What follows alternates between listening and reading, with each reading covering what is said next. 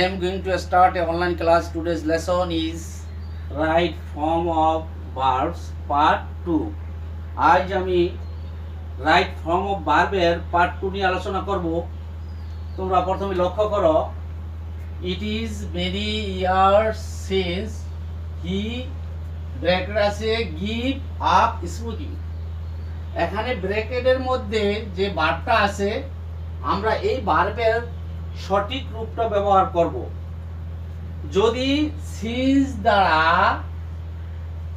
দুটি ক্লোজ যুক্ত থাকে, এখানে লক্ষ্য করো সিন্স দ্বারা যদি দুটি ক্লোজ যুক্ত থাকে, ইট ইজ মেনি ইয়ার্স আর হি গিভ আপ স্মোকিং, এই দুটি ক্লোজ সিন্স দ্বারা যুক্ত।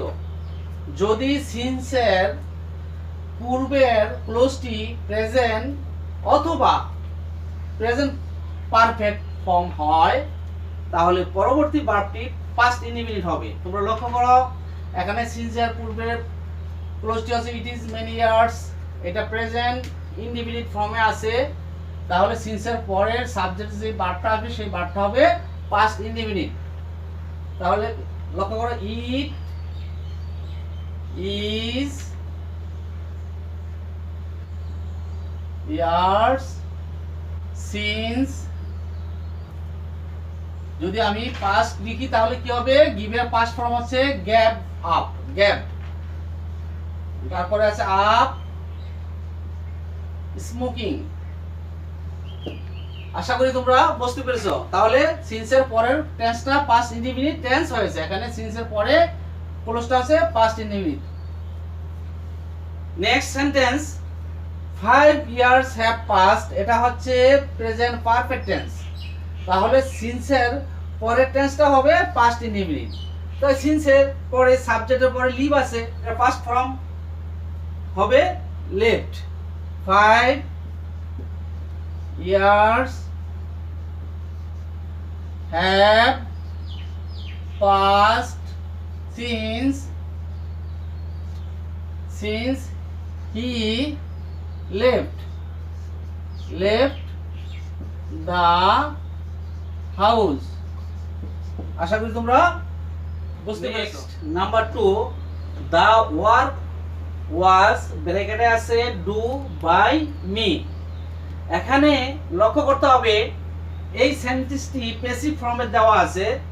প্যাসিভ ভয়েস ফর্ম যদি দেওয়া থাকে তাহলে এম ইজ আর ওয়াজ এর পরের মেইন ভার্বটা পাস্ট পার্টিসিপল হবে। এখানে ডু দেওয়া আছে, এটা হয়ে যাবে এই ডু এর পাস্ট পার্টিসিপল হয়ে যাবে। সব সময় প্যাসিভ ভয়েসে মেইন ভার্বের পাস্ট পার্টিসিপল ফর্ম হয়। The work was done by me. আশা করি তোমরা এটা বুঝতে পেরেছো। Next number 3, I saw the boy play. এখানে এটা হচ্ছে একটা সিম্পল সেন্টেন্স।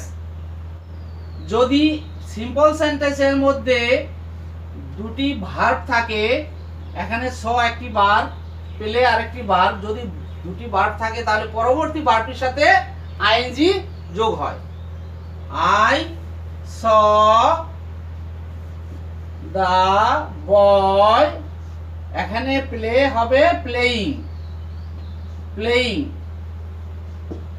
আশা করি তোমরা এটাও বুঝতে পারছো। নেক্সট সেন্টেন্স একটু লক্ষ্য করো, I went to the library, ব্র্যাকেটে দেওয়া আছে রিড নিউজ পেপার। এখানে এটাও হচ্ছে সিম্পল সেন্টেন্স, এখানেও সিম্পল সেন্টেন্স, দুটি ভার্ব আছে, একটা ওয়েন্ট আর একটা রিড। কিন্তু লক্ষ্য রাখতে হবে যদি দ্বিতীয় ভার্ব দ্বারা উদ্দেশ্য বোঝায়, আই ওয়েন্ট আমি গিয়েছিলাম টু দ্য লাইব্রেরি, লাইব্রেরিতে read news paper, news paper পড়ার জন্য লাইব্রেরি, তাহলে দ্বিতীয় ভার্বটা দিয়ে একটি লক্ষ্য বা উদ্দেশ্য বোঝানো হয়েছে। যদি সিম্পল সেন্টেন্সের দুটি ভার্ব থাকে, পরবর্তী ভার্ব দিয়ে যদি লক্ষ্য বা কোনো উদ্দেশ্য বোঝায় তাহলে সেই ভার্বের পেছনে একটা টু বসবে। I went to the library to read, to read news paper, news paper. এখানে দ্বিতীয় বার্তা উদ্দেশ্য বোঝানোর কারণে আমি আইএনজি যোগ না করে একটু একটা প্রিপজিশন ব্যবহার করছি। আশা করি তোমরা এ পর্যন্ত বুঝতে। নেক্সট নাম্বার 4, এখানে আছে আই ক্যান, ব্র্যাকেটে আছে ডু দা ওয়ার্ক, আমি কাজটি করতে পারি। পরবর্তী সেন্টেন্স উই হ্যাভ টু, ব্র্যাকেটে আছে গো। পরবর্তী sentence we should respect him.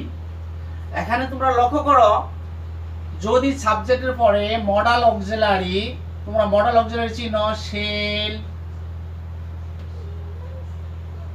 Shell, should, will, would, can, could, may, might, have to, has to, had to, ought to, dare, need, এইসব মডাল অক্সিলারি সাবজেক্টের পরে যদি মডাল অক্সিলারি থাকে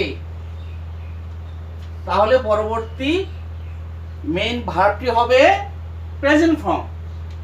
তো তোমরা সব সময় খেয়াল রাখবে, shall, should, will, would, can, could, may, might, have to, has to, had to, ought to, dare, need, যদি এই ধরনের মডাল অক্সিলারি ভার্ব থাকে সাবজেক্টের পরে, পরবর্তী ভার্বটা সব সময় প্রেজেন্ট হবে। আশা করি তোমরা বুঝতে পেরেছো। আই ক্যান, যেহেতু ক্যান মডাল অক্সিলারি ভার্ব, তাহলে হবে কি do, I can do. Next we have to, এটাও মডাল অক্সিলারি, তাহলে পরবর্তী ভার্ব হবে আমার present form, we have to go. Next sentence respect him, respect him. আশা করি তোমরা এই পর্যন্ত বুঝতে পেরেছো। কিন্তু নেক্সট সেন্টেন্সটার দিকে একটু লক্ষ্য করো, দা প্রবলেম ক্যান, সাথে একটা বি আছে। যদি মডাল অক্সিলারি পরে, এরকম মডাল অক্সিলারি গুলোর পরে shall, should, will, would, can, could, may, might, have to, has to, ought to, need, dare, এরকম মডাল অক্সিলারির পরে যদি একটা বি ভার্ব আসে, একটা বি আসে, তাহলে পরবর্তী ভার্বটা পাস্ট পার্টিসিপল হবে, অর্থাৎ থার্ড ফর্ম হবে, ভার্বের থার্ড ফর্ম হবে। এখানে ক্যানের পরে বি আসছে, তাহলে এই ভার্বটা হবে, এখানে সলভ আসছে, হবে solve, the can be solve. আশা করি তোমরা এটা বুঝতে পেরেছো। নেক্সট নাম্বার 5, আই শেল, ব্র্যাকেটে আছে গো টু ঢাকা টুমরো। যদি সেন্টেন্সের মধ্যে ভবিষ্যৎ নির্দেশক কোনো শব্দ থাকে, tomorrow, next, the day after tomorrow, এরকম ভবিষ্যৎ নির্দেশ কোনো শব্দ থাকলে তাহলে সবসময় সেই সেন্টেন্সটি ফিউচার টেন্সে হবে, ফিউচার ইনডিফিনিট টেন্স হবে। যেমন এখানে আই শেল, এখানে গো আছে, তাহলে শেলের পরে গো বসবে, যেহেতু future indefinite, I shall go. আশা করি তোমরা এটা বুঝতে পেরেছো। নেক্সট সেন্টেন্স, এখানে একটু লক্ষ্য করো, উই, ব্র্যাকেটে আছে বি, বিভাগ, এখানে আছে হি, এখানেও বি দেওয়া আছে, বিভাগ দেওয়া আছে, এখানে আছে উই, বি স্টুডেন্টস, এখানে আছে হি, বি এ টিচার। এখানে লক্ষ্য করো, এই সাবজেক্টটি লক্ষ্য করে, সাবজেক্ট যদি প্লুরাল হয় তাহলে পরবর্তী ভার্ব প্লুরাল হবে, সাবজেক্ট যদি সিঙ্গুলার হয় তাহলে পরবর্তীতে ভার্ব সিঙ্গুলার হবে।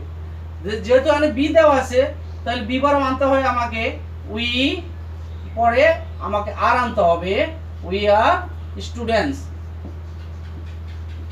স্টুডেন্টস।